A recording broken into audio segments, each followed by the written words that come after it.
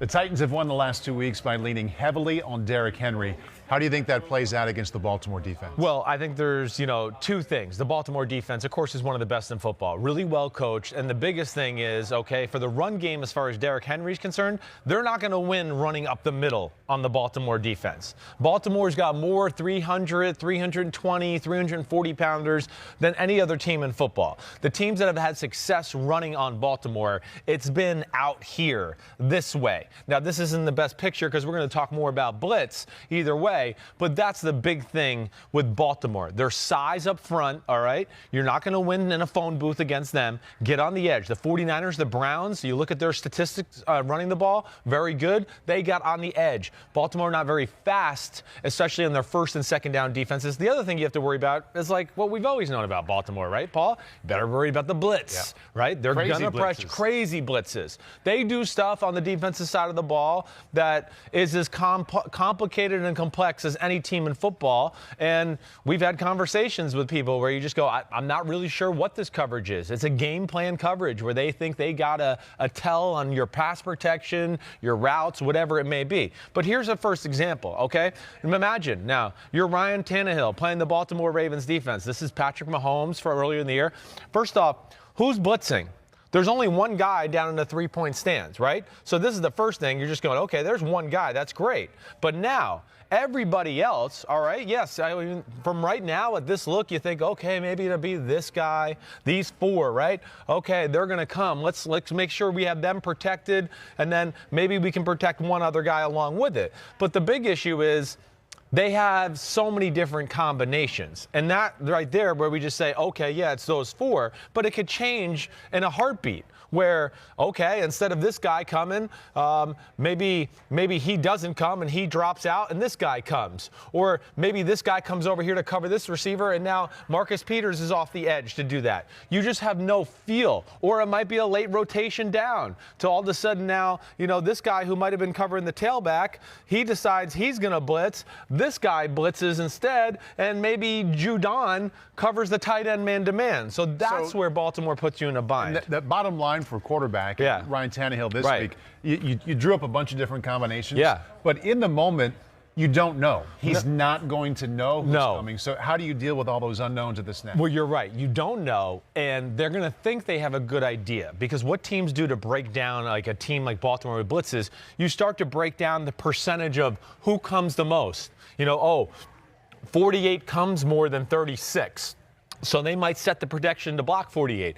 But Baltimore is also going to do self-scouting in their week off and realize, we bring 48 a lot more than we bring 36. Maybe let's switch it this week because, the Tennessee Titans might try to find a way to block 48 knowing we've sent him on a blitz so much that we'll throw a curveball at him. So that's the scary thing. But Ryan Tannehill, one, don't be afraid to max protect. Okay, hey, whatever that call is, for me and John Gruden's offense, it was black 58, okay, black 58. Is that how teams in general are responding to all this confusion? Yes, you definitely see that where they just go, okay, hey, let's just, you block, you block, you block, you block, you block. Hey, tight end, you stay in and block, you stay in and block. And now, yes, it's only two men out downfield on a route, but we feel like we're secure up front to where we're not going to be exposed by that. So it's either that approach you take if you're the Tennessee Titans. The other thing you have to be ready for is throwing the ball hot. Yep. That's where Baltimore gets you sometimes, too, where, they blitzed us and, wow, they brought more blitzers than we can protect. And you see too many times where quarterbacks or offenses don't have an answer to, they caught us by surprise with an all-out blitz, and I don't know where to go with the football, and then it becomes a sack, and all of a sudden it was 1st and 10, and now it's 2nd and 18. And you're behind the sticks against this defense, good luck. So you better have a plan in case, 1, 2, let's say this linebacker comes, this guy comes, okay, and that's 5, and let's say 6. You better have a plan for hey, Travis Kelce or tight end, Jonnu Smith on the Tennessee Titans. If these two come, you need to come and look and turn around and make yourself available so then you could throw the ball out there that way. You have to have an all-out blitz plan versus the Baltimore Ravens. If you don't, you're going to get screwed over, and they're going to blitz you and put you in bad positions constantly throughout the football game. So bottom line, and Derrick Henry has run the ball 66 times the last 2 games. Right. If they get to the point of the game where it's tight and, hey, we're running Derrick Henry no matter what you're doing, they have to do it on the outside. Control it that way. 100%. Now, this is more of a nickel defense right here, but when we get into like first and second down, when they have more big people in there, the Brandon Williams of the world, the Pierces of the world, who are 340 pounds, there's no way your offensive line is going to blow them back off the ball to where you're going to go, oh, we're going to put Derrick Henry up the middle on Baltimore. We'll get 4 yards a clip. Right. No, you won't. Negative Ghost Rider, that pattern will be full. I can promise you. Because they did against New England. Yes, they did against New England. But New England's major flaw with their team, as we talked about on the pod a lot this year, is they don't have big people on defense this year. It was a lot of linebackers and DBs on the field. And the Tennessee Titans recognized that, and they said, wait, we're not going to let you get away with this. Like, there's just, you're only going to have 2 defensive linemen on the field. We're not, you can't get away with it. And they showed somewhat of a blueprint that way to beat New England. But this is a different animal here. And yeah, I think you need to do more things of, whether it's block down, this guy comes out on the edge and we toss it to Derrick Henry over here on a toss sweep. It's going to be things like that. Or it's block down, double team here. This guy gets off to seal off this linebacker. He blocks him. And okay, now it's Derrick Henry through the gap there, and you got to make that guy miss in the open field, Derrick Henry, and that's why you're a first-round pick. Those are the type of runs that I think are going to have the most success against the Baltimore Ravens defense. Big, physical, but not real fast in their front 7. Baltimore Ravens haven't lost a game since September, in large part because of the unique talents of Lamar Jackson. Specifically, what's that mean for the Titans defense this weekend? Yeah, well, it means they have a tough challenge, and nobody puts you more in of a run game predicament on the defensive side of the ball and how to stop a team schematically more than the Baltimore Ravens. One, because they got a lot of big people up front where they can overpower you. They got a tailback back there in Ingram or Gus Edwards who runs like a bat out of hell coming downhill, so you're worried about that. And then, oh yeah, that's right, there's this freak of nature right here to where when he gets out of here, I don't care who you got on your practice squad or whatever, they can't run like number 8. So there's a lot of things that they give you issues with. Now, this is let's talk about this. We're going to go to show a bread and butter run play of the Baltimore Ravens. And here's the predicament right off the bat. This is how NFL defenses work. This is a true San Francisco 49ers one gap approach, all right? And so basically, just so everybody knows, here, Joey Bosa's got this gap, this guy's got this gap, this linebacker's got here we go here, here's on the edge, right? Right now, all gaps are accounted for. We got it. We're good. We're good in the run game. Yeah, that's all good until Baltimore starts motioning people and faking a speed sweep, and they create not only extra gaps, but they stress you out with their pre-snap motions to where all of a sudden rules change and things like that, and it creates just a little hesitation on the defense to where if you hesitate at all with this guy or this guy, then this guy, zoom, and see you later. So that's the predicament they put you in. Now let's go to picture number 2, Pete, all right? Picture number 2, here it is. So what we have here is our man Willie Snead, okay? He came in a speed sweep, and he wasn't in that last picture, right on the snap. And 54, who was over here in our last picture, now is over here because he's got to be responsible for if the speed sweep gets on the edge, 97's not going to be able to get there. Nick Bosa's not going to be able to get there in time. So they needed to put another guy out there to worry about that. Now, Baltimore's got you in a bind already, right here, schematically. You're already in trouble because now 54, Fred Warner, is worried about Snead, okay? And now you're here with one guy on the edge. There's 2 blockers. They're very good at running it right up the middle or doing this. So now you got DeForest Buckner and Bosa who are worried about that, but they're also now saying, hey, Joey, when they do this, we need you to collapse and maybe make the tackle on the running back. But if he doesn't give it to the running back, watch out for Lamar Jackson following that speed sweep guy. Well, I mean, that's almost impossible. Yeah. I think your defense end is going to be able to do all those type of things, all right? So now, let's go to the next picture. The next picture shows you the predicament in. Well, what happened? Here's Nick Bosa It's already done. He's screwed, right? The play's over. He sat there, he waited. Oh no, Lamar's got it. I'm chasing him. Right. He's done. So bye-bye Nick Bosa. But isn't he very important in this? He's very important, but this is where the brilliance of what Baltimore does. And I said that was Willie Snead before I was wrong. That's Nick Boyle, okay? But this is where it's really awesome. You're right.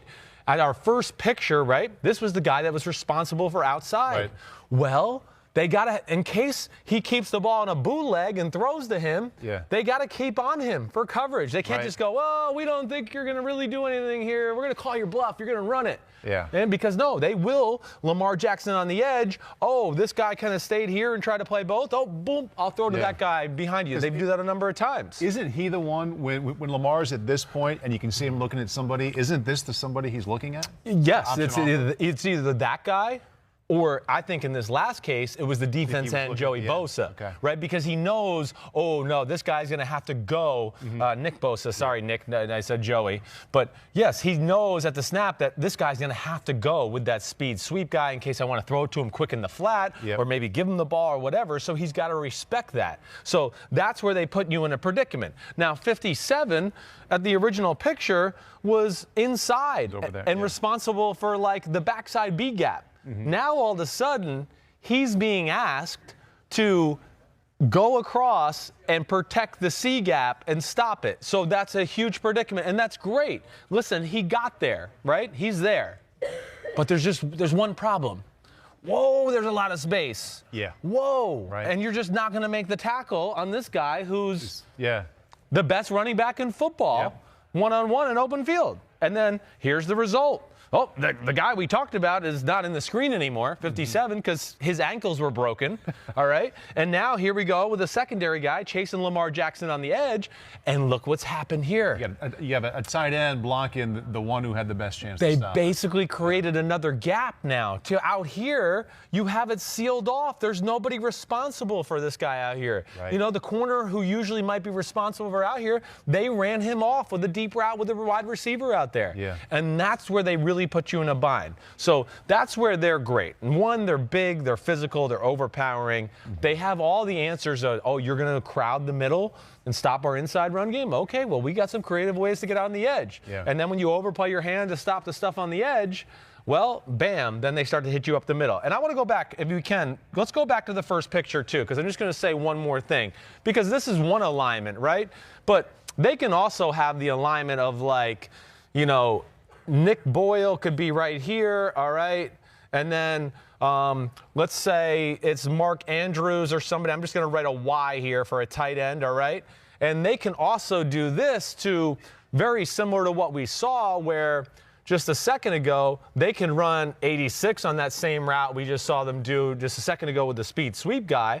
They can fake it up the middle. Oh, Lamar keeps it on the edge. And now they'll have this guy come underneath along with it, to where they've created two extra gaps, the inside and the outside, to where they outnumber you there, and that's the bind they put you in. Right. And then you overplay your hand and go, we got to put more people in the box. Right. We got to put more people in the box. Yeah. And then all of a sudden he does this, and then he keeps the ball, and then it's Hollywood Brown or the tight ends one-on-one downfield. It gets this great passing look because you're so worried about putting people at the line of scrimmage against the Ravens. And everything that you've said backs up to the point where right away you said they had them schematically in a bad place. Right. Then later you said they had them in a bind. Right. Right now Baltimore's offense is dictating to the defense because of the scheme. Completely. Because of the unique talent of number 8. Exactly right. What can a defense do? And specifically we're thinking about the Titans, this defense. What can they do to, in turn, put number 8 in a bind? Yeah, well, I think at times you're going to have to play like a bare front and have a lineman here, a lineman here, a lineman here,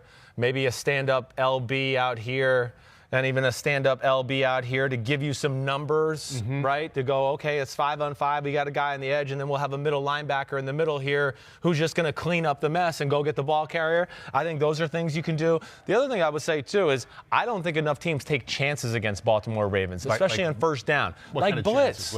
Like blitz, whether it's like, okay, we want to come with like some sort of weak side pressure here, all right? A weak side pressure, let's say you're there, you're there, you're there, and you could shoot you know, this guy this way and this guy really far outside. And yeah, maybe he still has this gap, yes, but you could also bring, you know, a free safety. You can do a number of different things is what I'm saying, just to disrupt what they're thinking or how they're playing this. You said free safety. I'm looking up here. We have down linemen.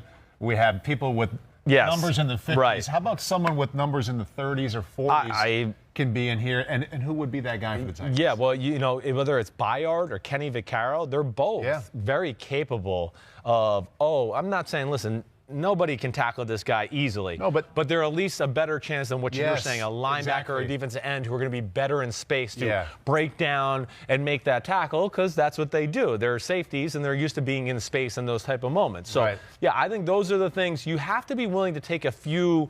We're going to create some chaos for the Ravens offense and not just line up in it and say, this is what we're doing. Because if you do that, it's back to your point. They have the total advantage. You got to find a way to get a linebacker or a safety down in there, move your defensive lineman every now and then. Because if you're just static all the time, too, like this, they will just bludgeon you. They will just go double team, boom, you know, boom, boom. And this guy will go boom and then go to this guy. And this is, you know, 340, 315, 305, 315. I'm sorry, this is 350 and this is 340. It just tells you how big they are, and they just all come downhill in a wave and double teams, and then it's boom, oh man, Mark Ingram ran for 5 yards. We had everybody accounted for, but it doesn't matter, they're big and powerful. So that's the problems that Baltimore's offense puts you in.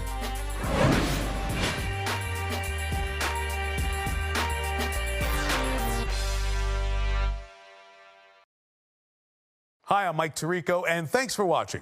Make sure to hit subscribe for the latest news and highlights from NBC Sports.